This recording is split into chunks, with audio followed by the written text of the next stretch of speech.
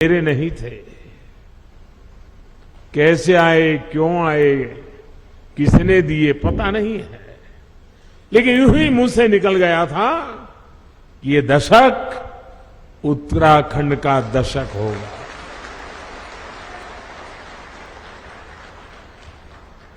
और मुझे पक्का विश्वास है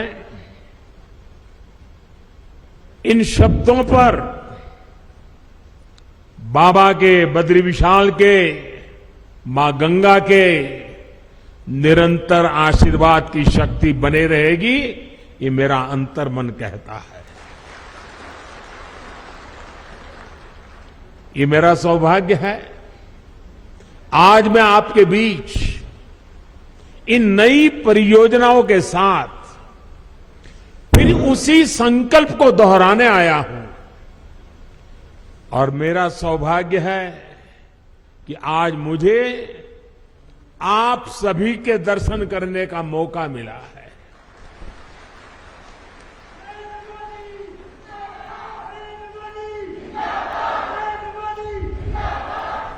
माणा गांव भारत के अंतिम गांव के रूप में जाना जाता है,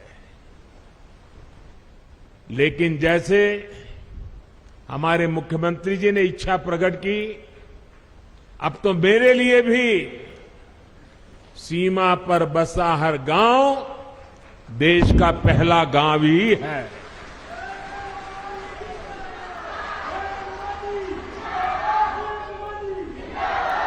सीमा पर बसे आप जैसे सभी मेरे साथी देश के सशक्त प्रहरी है।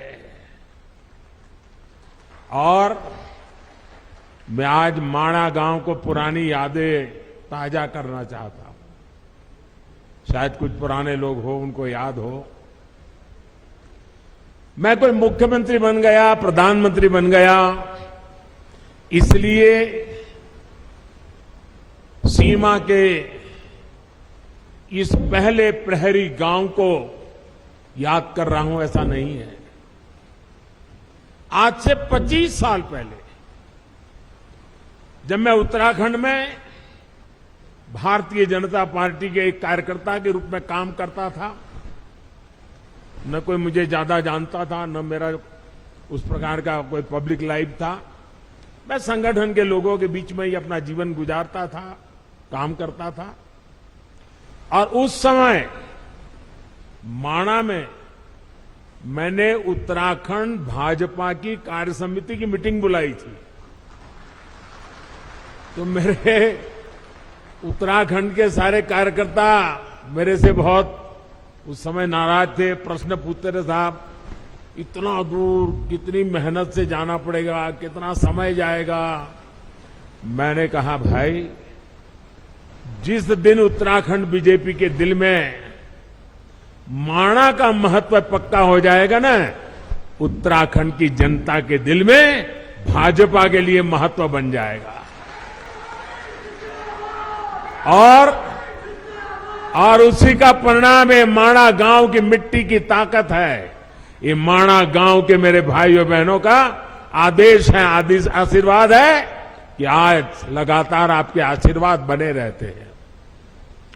और मैं तो उत्तराखंड में नई सरकार बनने के बाद सार्वजनिक कार्यक्रम में पहली बार बोल रहा हूं, तो मैं आज जब यहां आया हूं और माणा की धरती से मैं पूरे उत्तराखंड के भाई बहनों को, हम सबको दोबारा सेवा करने का मौका दिया है, इसलिए हृदय से आभार व्यक्त करता हूं। साथियों, 21वीं सदी के विकसित भारत के निर्माण के दो प्रमुख स्तंभ है। पहला, अपनी विरासत पर गर्व, और दूसरा, विकास के लिए हर संभव प्रयास। आज उत्तराखंड इन दोनों ही स्तंभों को मजबूत कर रहा है। आज सुबह मैंने बाबा केदार की और बाद में बद्रीनाथ विशाल के चरणों में जाके प्रार्थना की और साथ साथ, क्योंकि परमात्मा ने मुझे जो काम दिया है वो भी मुझे करना होता है, और मेरे लिए तो देश के 130 करोड़ की जनता वो भी परमात्मा का रूप है, और इसलिए मैंने विकास कार्यों की भी समीक्षा की। और अब आपके बीच आकर मुझे 2 रोपवे प्रोजेक्ट के शिलान्यास का सौभाग्य मिला है। इससे केदारनाथ जी और गुरुद्वारा हेमकुंड साहब के दर्शन करना और आसान हो जाएगा। गुरु ग्रंथ साहब की हम पर कृपा बनी रहे, सभी पूज्य गुरुओं पे हम पर कृपा बनी रहे कि ऐसा पवित्र कार्य करने का गुरुओं के आशीर्वाद से हमें अवसर मिला है। बाबा केदार के आशीर्वाद बने रहे। और आप कल्पना कर सकते हैं, ये रोपवे ने खंभे, तार, अंदर बैठने के लिए कार, इतना मात्र नहीं है। ये रोपवे तेज गति से आपको बाबा के पास ले जाएगा, इतना नहीं है। इसके होने से, इस पे काम करने वाले लोगों से आप कल्पना नहीं कर सकते हैं मेरे देश के 130 करोड़ देशवासियों के आशीर्वाद उन पर बरसने वाले हैं। हेमकुंड साहब पे दुनिया भर में गुरु ग्रंथ साहब की पवित्र पूजा करने वाले जितने भी मेरे भाई बहन हैं, आज हमें आशीर्वाद बरसाते होंगे कि आज हेमकुंड साहब तक का ये रोपवे बन रहा है। आप कल्पना नहीं कर सकते इसकी ताकत क्या है। आप देखना, आज यूके हो, जर्मनी हो, कनाडा हो, वहां पर उत्सव मनाया जाएगा, क्योंकि अब हेमकुंड साहब तक जाने का रोपवे बन जाएगा। और समय तो बचेगा, भक्ति में मन और ज्यादा लगेगा। विकास के इन सभी प्रोजेक्ट्स के लिए उत्तराखंड को और देश विदेश के हर आस्थावान श्रद्धालु को मैं आज बहुत बहुत बधाई देता हूं। और गुरुओं की कृपा बनी रहे, बाबा केदार की कृपा बनी रहे, बद्री विशाल की कृपा बनी रहे, यही, और हमारे सभी श्रमिक साथियों को भी शक्ति मिले ताकि वे भी पूरी ताकत से समय सीमा में इस काम को पूरा करें। और हम प्रार्थना करें, हर बार प्रार्थना करें, क्योंकि ये बहुत कठिन इलाका है, यहां काम करना कठिन होता है, हवाएं तेज चलती है और इतनी ऊंचाई पे जाके काम करना होता है। परमात्मा से प्रार्थना करें कि इस पूरे काम के दरमियान कोई एक्सीडेंट न हो जाए, किसी हमारे साथी का नुकसान न हो जाए, ये हम प्रार्थना करते रहे। और जिस भी गांव के पास वो काम करते हैं, वो भगवान का काम कर रहे हैं, आप उनको संभालना, उनको मजदूर मत समझना, उनको मजदूर मत समझना, ये मत समझना कि उनको पैसे मिल रहे हैं, काम कर रहे हैं। जी नहीं, वो परमात्मा की सेवा कर रहे हैं, वो आपके गांव के मेहमान हैं, कठिन काम करने वाले हैं। उनको जितना संभालोगे काम उतना तेजी से होगा। करोगे ना? इनको संभालोगे ना? अपने संतानों की तरह संभालोगे, अपने भाई बहन की तरह संभालोगे। साथियों, आज मैं बाबा केदार के धाम में गया था, तो वहां जो श्रमिक भाई बहन काम करते थे, उनसे भी मुझे बातचीत करने का मौका मिला। जो इंजीनियर लोग हैं, उनके भी साथ बात करने का मौका मिला। मुझे इतना अच्छा लगा। और वो कह रहे थे कि हम कोई रोड का या इमारत का काम नहीं कर रहे हैं, हम तो बाबा के पूजा कर रहे हैं, बाबा की पूजा कर रहे हैं, और ये हमारा पूजा करने का तरीका है। साथियों, देश की आजादी के 75 साल पूरे होने पर मैंने लाल किले से एक आह्वान किया है। ये आह्वान है गुलामी की मानसिकता से पूरी तरह मुक्ति का। आजादी के इतने वर्षों के बाद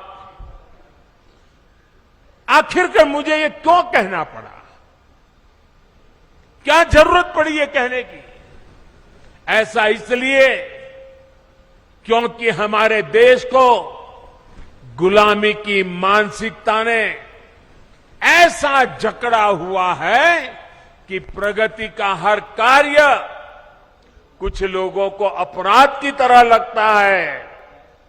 या तो गुलामी के तराजू से प्रगति के काम को तोला जाता है। इसलिए लंबे समय तक हमारे यहां अपने आस्था स्थलों के विकास को लेकर एक नफरत का भाव रहा। विदेशों में वहां की संस्कृति से जुड़े स्थानों की ये लोग तारीफ करते करते नहीं थकते, लेकिन भारत में इस प्रकार के काम को हेय दृष्टि से देखा जाता था। इसकी वजह एक ही थी, अपनी संस्कृति को लेकर हीन भावना, अपने आस्था स्थलों पर अविश्वास, अपनी विरासत से विद्वेष। और ये हमारे समाज में आज बड़ा हो ऐसा नहीं है। आजादी के बाद सोमनाथ मंदिर के निर्माण के समय क्या हुआ था वो हम सब जानते हैं। इसके बाद राम मंदिर के निर्माण के समय इतिहास से भी हम भली भांति परिचित हैं। गुलामी की ऐसी मानसिकता ने हमारे पूजनीय पवित्र आस्था स्थलों को जर्जर स्थिति में ला दिया था। सैकड़ों वर्षों से मौसम की मार सहते आ रहे पत्थर, मंदिर स्थल, पूजा स्थल के जाने के मार्ग, वहां पर पानी की व्यवस्था और उसकी तबाही, सब कुछ तबाह होकर के रख दिया गया था। आप याद करिए साथियों, दशकों तक हमारे आध्यात्मिक केंद्रों की स्थिति ऐसी रही, वहां की यात्रा जीवन की सबसे कठिन यात्रा बन जाती थी। जिसके प्रति कोटि कोटि लोगों की श्रद्धा हो, हजारों साल से श्रद्धा हो, जीवन का एक सपना हो कि उस धाम में जाकर के मत्था टेक के आएंगे, लेकिन सरकारें ऐसी रही कि अपने ही नागरिकों को वहां तक जाने की सुविधा करने का उनको जरूरी नहीं लगा। पता नहीं कौन सी गुलामी की मानसिकता ने उनको जकड़ के रखा था। यह अन्याय था कि नहीं था भाइयों? यह अन्याय था कि नहीं था? ये जवाब आपका नहीं है, ये जवाब 130 करोड़ देशवासियों का है। और आपके इन सवालों का जवाब देने के लिए ईश्वर ने मुझे ये काम दिया है।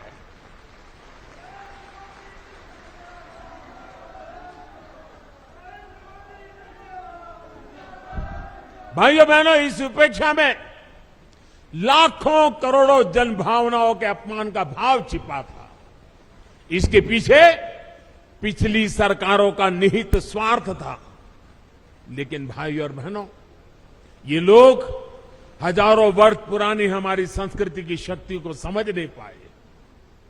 वो ये भूल गए कि आस्था के केंद्र सिर्फ एक ढांचा नहीं, बल्कि हमारे लिए ये प्राण शक्ति है, प्राण वायु की तरह है।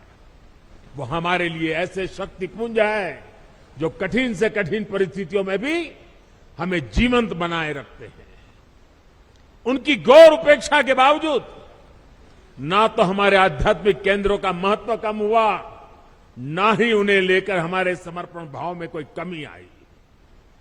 और आज देखिए, काशी, उज्जैन, अयोध्या, अनगिनत ऐसे श्रद्धा के केंद्र अपने गौरव को पुनः प्राप्त कर रहे हैं। केदारनाथ, बद्रीनाथ, हेमकुंड साहब, वे भी श्रद्धा को संभालते हुए आधुनिकता से उसकी सुविधाओं से जोड़ा जा रहा है। अयोध्या में इतना भव्य राम मंदिर बन रहा है। गुजरात के पावागढ़ में मां कालिका के मंदिर से लेकर देवी विंध्याचल के कॉरिडोर तक भारत अपने सांस्कृतिक उत्थान का आह्वान कर रहा है। आस्था के इन केंद्रों तक पहुंचना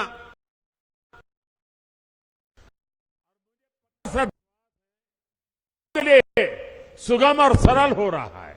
और जो व्यवस्थाएं विकसित हो रही है वो हमारे बड़े बुजुर्गों के लिए तो सुविधा है, लेकिन मुझे विश्वास है मेरे देश की नई पीढ़ी 12, 15, 18, 20, 22 साल के नौजवान बेटे बेटियां, उनके लिए भी ये श्रद्धा का, आकर्षण का केंद्र बनेंगे।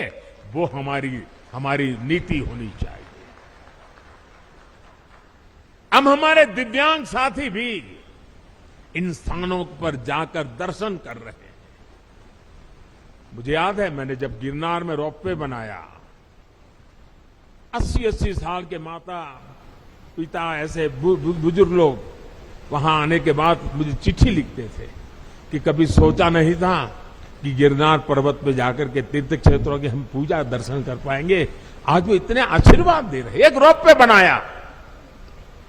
साथियों, इस ताकत को कई लोग पहचान ही नहीं पाते।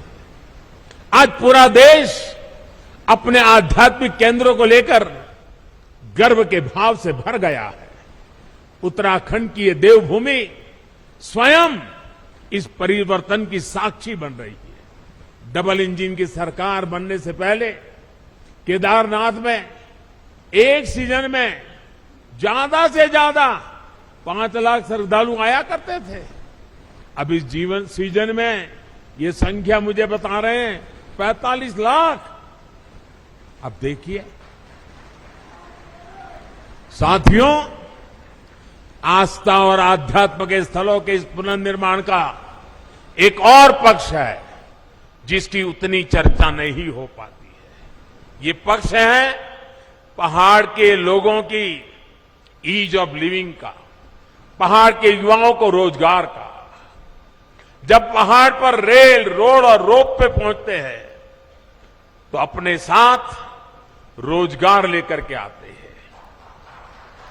जब पहाड़ पर रेल और रोड और रोप पे पहुंचते हैं तो ये पहाड़ का जीवन भी जानदार, शानदार और अधिक आसान बना देते हैं। ये सुविधाएं पहाड़ पर टूरिज्म भी बढ़ाती हैं, ट्रांसपोर्टेशन भी आसान करती है। अब तो हमारी सरकार ड्रोन को भी पहाड़ों पर सामान के ट्रांसपोर्ट का प्रमुख साधन बनाने पर काम कर रही है। क्योंकि आजकल ड्रोन आते हैं 20 किलो, 25 किलो, 50 किलो तक सामान उठा करके तेज गति से दूसरी जगह पे उतार देते हैं। हम उसको लाना चाहते हैं क्योंकि आपके यहां जो फल सब्जी पैदा होती है वो ताजा ताजा बड़े शहरों में पहुंचे ताकि आपको ज्यादा कमाई हो। और मैं आज हिंदुस्तान के सीमा पर देश की रक्षा कर रहे गांववासियों के बीच आया हूं। तब अभी मैं, आप जो हमारी माताएं बहनें, सेल्फ हेल्प ग्रुप की बहनें जो उत्पादन पैदा करती है, जो मसाला, वो पहाड़ी नमक, ये सारी चीजें मैं देख रहा था। और पैकेजिंग वगैरह में बस सचमुच में मेरा मन बड़ा प्रसन्न कर गया जी। माताओं बहनों को प्रणाम करता हूं, क्या बढ़िया काम किया आपने। लेकिन मैं यहां से, हिंदुस्तान भर से जो प्रवासी आते हैं, जो यात्री आते हैं, जो एडवेंचर के लिए आते हैं, जो श्रद्धा के लिए, किसी भी तरीके से क्यों ना आते हो, एक जीवन में व्रत बनाइए कि आप यात्रा में जितना खर्चा करते हैं, ट्रैवलिंग का खर्चा करते होंगे, खाने के पीछे खर्चा करते होंगे, बड़ी होटल में रहने के लिए खर्चा करते होंगे, आप मन में एक व्रत बनाइए। मैं सभी 130 करोड़ देशवासियों को हिंदुस्तान के उस गांव से बता रहा हूं जो चीन के सीमा पर, भारत का ये सीमा पर रखवाली करने वाले गांव के बीच से बोल रहा हूं। मैं उनकी तरफ से बोल रहा हूं, आप जहां भी जाएं यात्रा करने के लिए, इस कठिन क्षेत्र में आए या पुरी चले जाएं या कन्याकुमारी चले जाएं या सोमनाथ, कहीं पर भी जाए, एक संकल्प कीजिए। जैसे मैं वोकल फॉर लोकल की बात करता हूं ना, मैं आज एक और संकल्प के लिए प्रार्थना करता हूं। और देशवासियों को प्रार्थना करना है तो मेरा हक बनता है जी। मैं आदेश तो नहीं दे सकता हूं, प्रार्थना तो कर सकता हूं। मैं प्रार्थना करता हूं, आप जितना खर्चा करते हैं तय कीजिए कम से कम 5% जो टोटल खर्चा आपका यात्रा का होगा उसमें 5% अगर 100 रुपया खर्चा करते हो तो 5 रुपया उस इलाके में जो कुछ भी स्थानीय उत्पाद है, स्थानीय लोग जो बनाते हैं, आप उसको जरूर खरीदिए। आपके घर में है तो दूसरा लेके जाइए, किसी को भेंट दे दीजिए, लेकिन वहां से जरूर लेके जाइए। आपको मैं विश्वास दिलाता हूं भाइयों बहनों, इन सारे क्षेत्रों में इतनी रोजी रोटी मिल जाएगी। अभी मुझे माताएं बहनें कह रही थी कि इस बार यात्री इतने आए, मैंने कहा कितनी बिक्री हुई, तो जरा पहले तो शर्मा गए बताते बताते। मैंने कहा नहीं बताइए बताइए। फिर उन्होंने कहा 2.5 लाख रुपए का बिक गया इस बार। उनको इतना संतोष था। अगर सब यात्री, सभी प्रवासी जहां जाए वहां स्थानीय जो गरीब लोग पैदा करते हैं, वैसी स्थानीय बनी हुई चीज 5% बजट ये जोड़ दीजिए। आप देखिए, आपको जीवन में संतोष होगा और घर में रखेंगे, बच्चों को बताएंगे कि देखिए हमने उस साल जब उत्तराखंड गए थे ना, ये तस्वीर तो तुझे अच्छी लगती है, उस तस्वीर के पीछे तो हमने 20 रुपया खर्च किया है, लेकिन ये जो छोटी चीज दिखती है ना, वहां की एक बूढ़ी मां बना रही थी, मैं उससे लेकर के आया था। आपको आनंद होगा, आपको संतोष होगा। इसलिए मैं आज यहां से पूरे देश को प्रार्थना कर रहा हूं, मेरे प्यारे भाइयों बहनों, पहाड़ के लोगों की पहली पहचान यही होती है कि वो बहुत मेहनती होते हैं। उन्हें उनके साहस, उनकी जुझारू प्रवृत्ति के लिए जाना जाता है। वो प्रकृति के प्रति शिकायत नहीं करते हैं, संकटों के बीच जीना सीख लेते हैं जी। लेकिन साहब, पहले की सरकारों के समय पहाड़ों के लोगों के सामर्थ्य को उनके खिलाफ ही इस्तेमाल किया गया। दशकों तक सरकारें ये सोचकर पहाड़ की उपेक्षा करती रही, वो मेहनतकश लोग हैं, पहाड़ जैसा उनका हौसला है, अरे उनकी तो ताकत इतनी है, उनको तो कुछ जरूरत नहीं, चल जाएगा। ये उनकी ताकत के साथ अन्याय था। उनकी ताकत है इसका मतलब ये तो नहीं है कि उनको ऐसे ही रहने दिया जाए, उनको भी तो सुविधा चाहिए। मुश्किल हालतों में पहाड़ के लोगों को मदद मिलनी चाहिए। जब सुविधाएं पहुंचाने की बात हो, जब सरकारी योजनाओं का लाभ पहुंचाने की बात हो, तो पहाड़ के लोगों का नंबर सबसे बाद में आता था। इस सोच के साथ देश कैसे आगे बढ़ता? पहाड़ के लोगों के साथ हो रहे इस अन्याय को मुझे समाप्त करना ही था। इसलिए पहले जिस इलाकों को देश की सीमाओं का अंत मानकर नजरअंदाज किया जाता था, हमने वहां से समृद्धि का आरंभ मानकर काम शुरू किया है। पहले देश का आखिरी गांव जानकर जिसकी उपेक्षा की जाती थी, हमने वहां के लोगों को अपेक्षाओं पर फोकस पर करके काम करना शुरू किया है। पहले देश के विकास में जिनका योगदान को महत्व नहीं दिया गया, हमने उन्हीं को साथ लेकर प्रगति के महान लक्ष्यों की ओर बढ़ने का संकल्प किया है। हमने पहाड़ की उन चुनौतियों का हल निकालने की कोशिश की है, जिससे जूझने में वहां के लोगों की बड़ी ऊर्जा व्यर्थ हो जाए, वो हमें मंजूर नहीं है। हमने हर गांव तक बिजली पहुंचाने का अभियान चलाया, जिसका बहुत बड़ा लाभ मेरे पहाड़ के भाई और बहनों को मिला। मुझे यहां गांव की सरपंच मां एक बहन से मिलना हुआ। मैं पूछ रहा था शौचालय बन गए? अरे बोले साहब बन गए। मैंने कहा पानी पहुंच रहा है? बोले पाइप लग रही है। इतनी चेहरे पर खुशी थी, अपने गांव में काम होने का आनंद था। उनके सरपंच महिला थी, बड़े गर्व से मुझे बता रही थी। हमने हर घर जल का अभियान चलाया, जिसकी वजह से आज उत्तराखंड के 65% से ज्यादा घरों में पाइप से पानी पहुंच चुका है। हमने हर पंचायत को ऑप्टिकल फाइबर से जोड़ने का अभियान चलाया, जिसकी वजह से उत्तराखंड के कोने कोने में आज डिजिटल कनेक्टिविटी पहुंच रही। मैं आज देख रहा था, इनके वे भी ऑनलाइन पैसे ले रहे थे, डिजिटल फिनटेक। मैं जरा हमारे पार्लियामेंट में कुछ बुद्धिमान लोग बैठते हैं, उनको बताना चाहता हूं कि मणा आई है, मणा। ये मेरे माणा में देखिए 8वीं कक्षा भरी हुई मेरी मां बहने डिजिटल पेमेंट ले रही है। पेटीएम ऐसा लिखा हुआ है। क्यूआर कोड लगाया है अपने माल के सामने। ये ताकत मेरे देश की मुझे माणा गांव के लोगों के पास देख करके और गर्व हो रहा है। हमने गांवों में हेल्थ और वेलनेस सेंटर खोलने का अभियान चलाया, जिसकी वजह से आज गांव के पास चिकित्सा की सुविधा पहुंच रही है। इन अभियानों का बहुत बड़ा लाभ हमारी माताओं, बहनों, बेटियों को हुआ है। एक संवेदनशील सरकार, गरीबों का दुख दर्द समझने वाली सरकार कैसे काम करती है, यह आज देश के हर कोने में लोग अनुभव कर रहे हैं। कोरोना के इस काल में जब वैक्सीन लगवाने की बारी आई, अगर पहले की सरकारें होती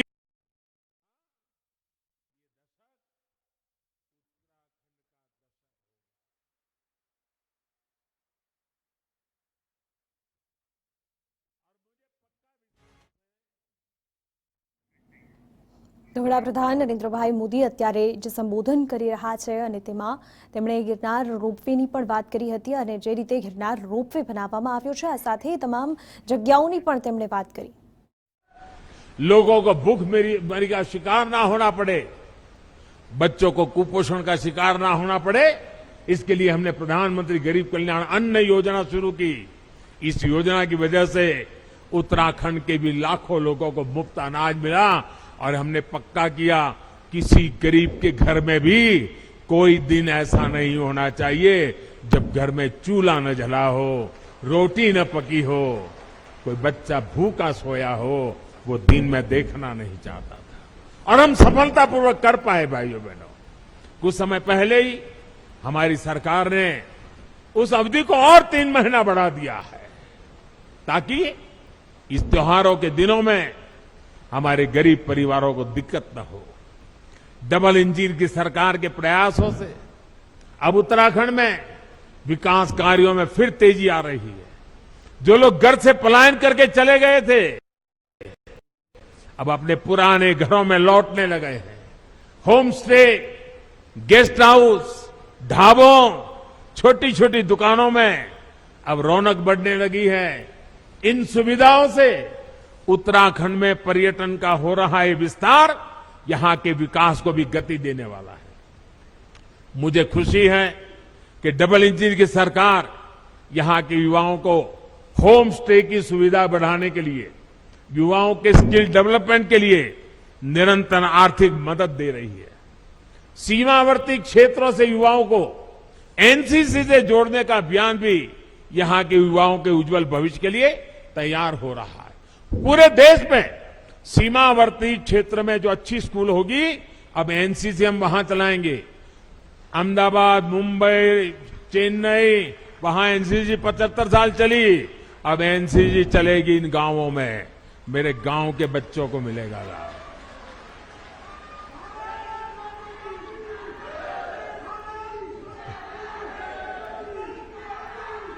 साथियों, हमारे पहाड़ के लोगों की सबसे बड़ी चुनौती रहती है कनेक्टिविटी। कनेक्टिविटी ना हो तो पहाड़ पर जीवन वाकई पहाड़ जैसा हो जाता है। हमारी डबल इंजन की सरकार इस चुनौती का भी समाधान कर रही है। आज उत्तराखंड को मल्टी मॉडल कनेक्टिविटी प्रदान करने के लिए हर साधन पर काम किया जा रहा है। हिमालय की हरी भरी पहाड़ियां पर रेलगाड़ी की आवाज उत्तराखंड के विकास की एक नई गाथा लिखेगी। देहरादून एयरपोर्ट भी अब नए अवतार में सेवा दे रहा है। अभी मैं हिमाचल प्रदेश गया था, वहां मैंने वंदे भारत ट्रेन शुरू की और मुझे कईयों ने बताया कि हमारे यहां 2-2 पीढ़ी पहले की जो उम्र के लोग हैं, ऐसे गांवों में, हर गांव में लोग हैं जिन्होंने अभी तक रेल नहीं देखी है, और आप हमारे हिमाचल में वंदे भारत ट्रेन ले आए। वंदे भारत ट्रेन तो अभी तो एक स्टेशन पहुंची है, लेकिन पूरे हिमाचल और पहाड़ के लोगों के लिए बहुत बड़ा तोहफा है। वो दिन मैं उत्तराखंड में भी देखना चाहता हूं भाई।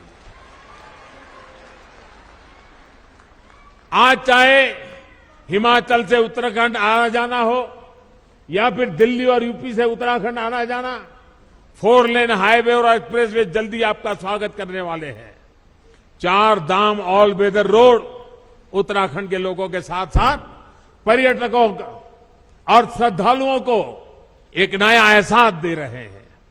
अब हर कोई पर्यटक जो दूसरे राज्यों से उत्तराखंड आ रहा है वो यहां से यात्रा का अद्भुत अनुभव लेकर जाता है। दिल्ली देहरादून इकोनॉमिक कॉरिडोर से दिल्ली देहरादून की दूरी तो कम होगी, इससे उत्तराखंड के उद्योगों को भी बढ़ावा मिलेगा। भाई और बहनों, आधुनिक कनेक्टिविटी राष्ट्र रक्षा की भी गारंटी होती है। इसलिए बीते 8 सालों से हम इस दिशा में एक के बाद एक कदम उठा रहे हैं। कुछ साल पहले हमने कनेक्टिविटी की 2 बड़ी योजनाएं शुरू की थी, एक भारतमाला, दूसरी सागरमाला।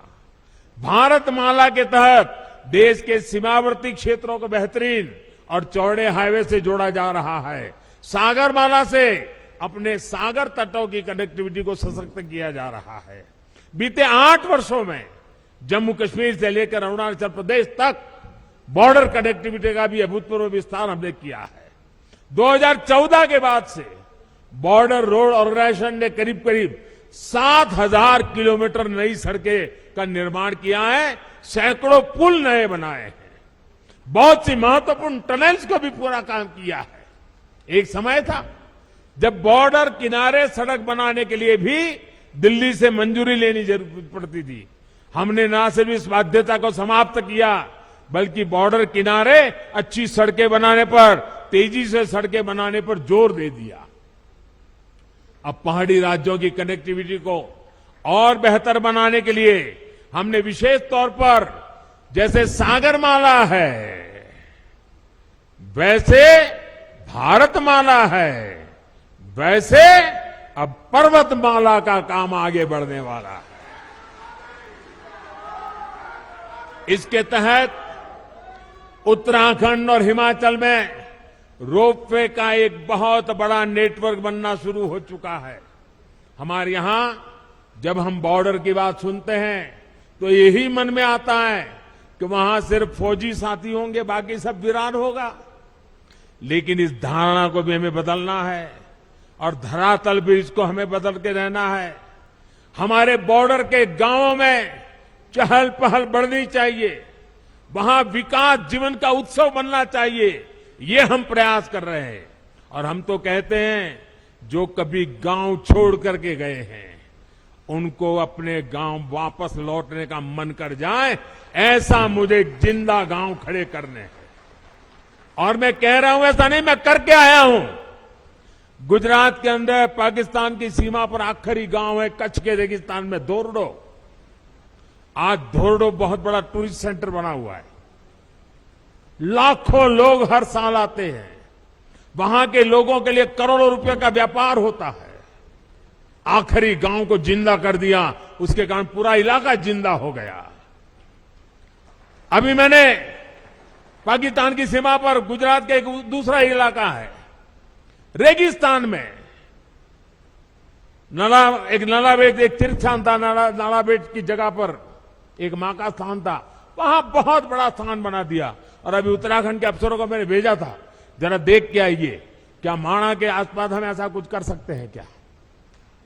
मैं सोच रहा हूं, मैं बॉर्डर के गांवों में कुछ न कुछ होना चाहिए दिमाग में खपाए बैठा हूं, और इसलिए मैं आज आया हूं क्योंकि मैं उसको जरा और बड़ी बारीकी से समझना चाहता हूं। और यहां माणा से माणा पास तक जो सड़क बनेगी उससे मुझे पक्का विश्वास है टूरिस्टों को आने जाने के लिए एक बड़ा नया युग शुरू हो जाएगा। लोग अब बद्री विशाल से वापस नहीं जाएंगे जब तक माणा पास नहीं जाते, वापस नहीं जाएंगे, वो स्थिति मैं पैदा करके रखूंगा भाई। इसी प्रकार जोशीमठ से मलारी सड़क के चौड़ीकरण के सामान्य लोगों के साथ ही हमारे फौजियों के लिए भी बॉर्डर तक पहुंचना बहुत आसान होगा।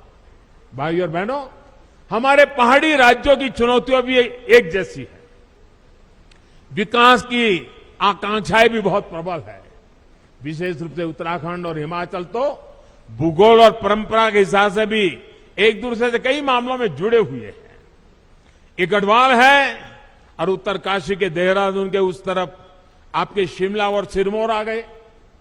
जौनसार और सिरमौर के गिरिपार में तो अंतर करना भी कोई बहुत मुश्किल होता है। मैं तो अभी हिमाचल के अनेक क्षेत्रों में जाकर आया हूं, वहां उत्तराखंड की बहुत चर्चा है।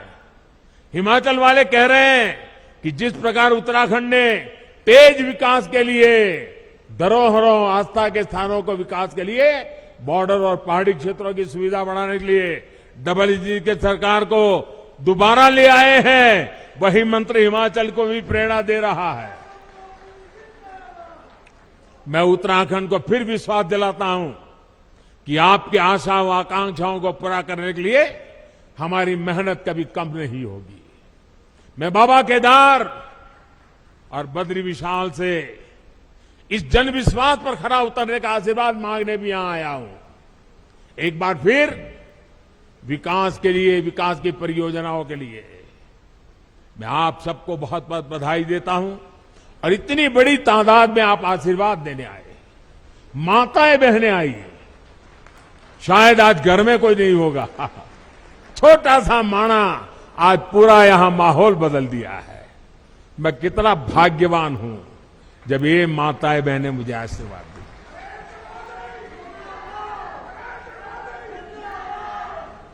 आज सचमुच मेरा जीवन धन्य हो गया है।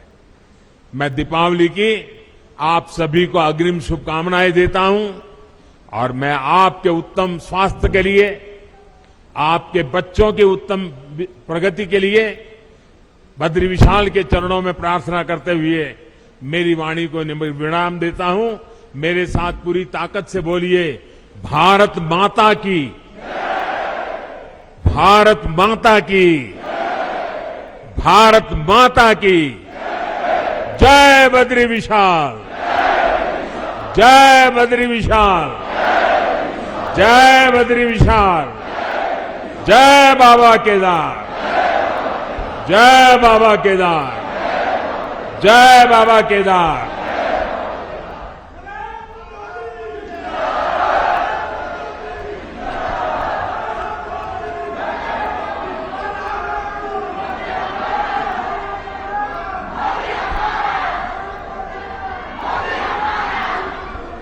आपके ओजस्वी उद्बोधन के लिए। તો ભારત માતા કી જયના નાદ સાથે નારા સાથે વડાપ્રધાને પોતાનું સંબોધન પૂર્ણ કર્યું હતું। આ સાથે જ્યારે તેઓ કેદારનાથ પહોંચ્યા છે ત્યારે બાબા કેદારનાથની પણ જય ઘોષ બોલાવી હતી। આ સાથે જ વડાપ્રધાને પોતાના સંબોધનમાં એ તમામ સીમાએ અડેલા ગામડાઓની વાત કરી હતી કે જ્યાં વિકાસ તેમના દ્વારા કરવામાં આવ્યો છે। આ સાથે જ ભારતમાલા સાગરમાલા બાદ પર્વતમાલા યોજના શરૂ થશે તેવી પણ વાત કરી હતી। કચ્છને યાદ કર્યા અને જૂનાગઢના ગિરનારના રોપવેને પણ વડાપ્રધાને યાદ કર્યું।